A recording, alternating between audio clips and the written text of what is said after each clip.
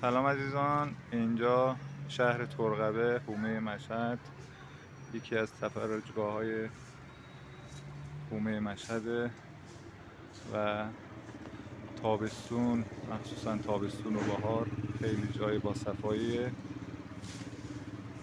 اینجا اگر مشهد تشریف آوردین حتما این شهر رو حتما بیاین.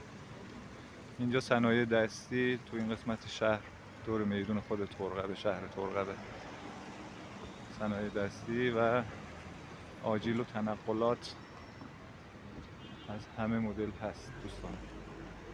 اینجا باغات و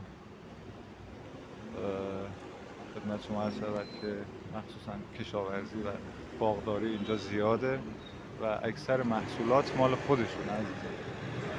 حالا بریم از اینجا من براتون ویدیو بگیرم. دوستان ما رو حمایت بکنین، اون زنگوله رو فشار بدین که باز برای ویدیوهای بعدی ما رو پیدا بکنین و سابسکرایب و لایک یادتون نره، کامنت بذاریم برامون دوستان. اینجا این قسمت صنایع دستیشه،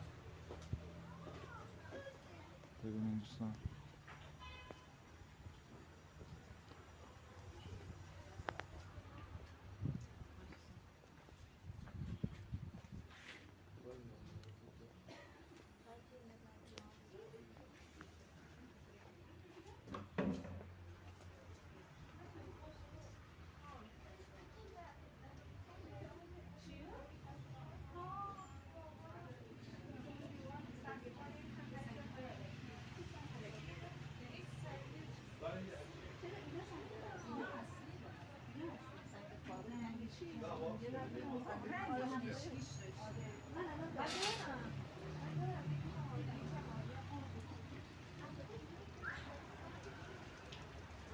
تو مغازه‌های صنایع دستی مخصوصا دور میدون زیاده دوستان، هرچی بخواین هست.